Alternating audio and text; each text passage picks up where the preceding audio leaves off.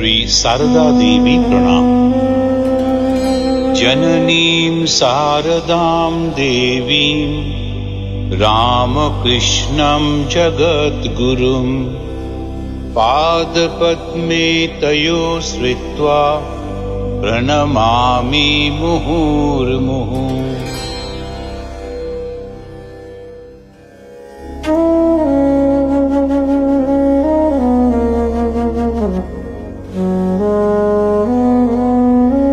यथाग्ने दाहिका शक्ति रामकृष्णे स्थिता हिया सर्वविद्या स्वरूपां तां शारदां प्रणमाम्यहम् शारदां प्रणमाम्यहम्।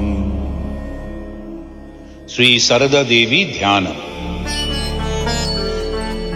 ॐ धैर्यचित्तसरोजस्थां सुखासीनां कृपामयीं प्रसन्नवदनां देवीं द्विभुजां स्थिरलोचनाम् आलुलायितकेशार्थ वक्षस्थलविमण्डितां श्वेतवस्त्रावितार्धङ्गां हेमलङ्कारभूषितां सक्रोडनस्तहस्ताञ्च ज्ञानभक्तिप्रदायिनीं शुभ्रां ज्योतिर्मयीं जीवपापसन्तापहारिणीं रामकृष्णगतप्राणां तन्नामश्रवणप्रियां तद्भावरञ्जिताकारां जगन्मातृस्वरूपिणीम्। श्री शारदा देवी सुप्रभातम्।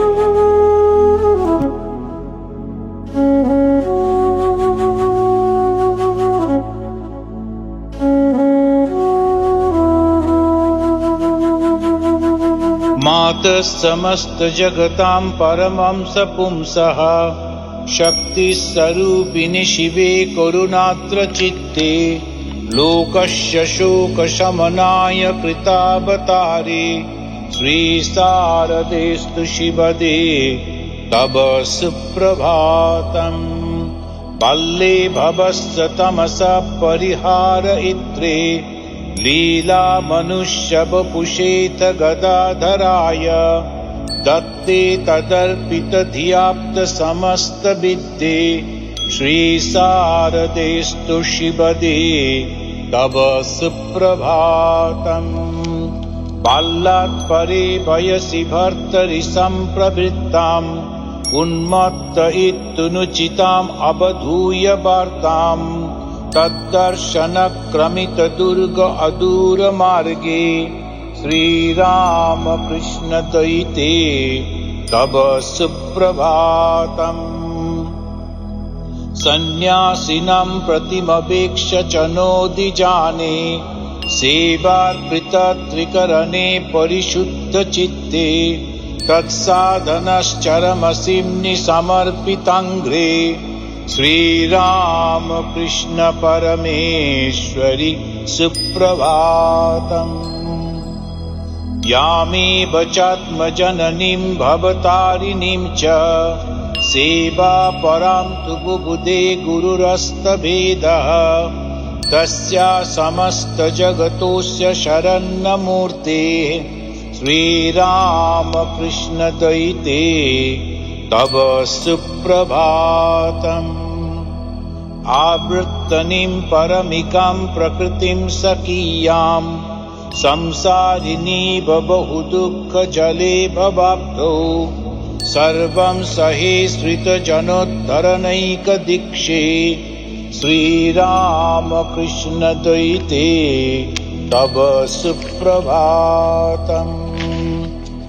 येयस्य मार्जनविधौ मम कर्म शान्तिं नायत्त संखयकरणै क्रियमाणमेवम् आकक्षिकोक्तिब्रवीताखिलशक्तिरूपे श्रीरामकृष्णदयिते तव सुप्रभातम्। श्रीरामकृष्ण दयिते तदधीन सत्ते तद्भक्तवृन्द परिपालिनि मुक्तिदात्री तद्भावरक्त हृदये तदभिन्न तत्त्वे मातः समस्त जगतां तव सुप्रभातम्।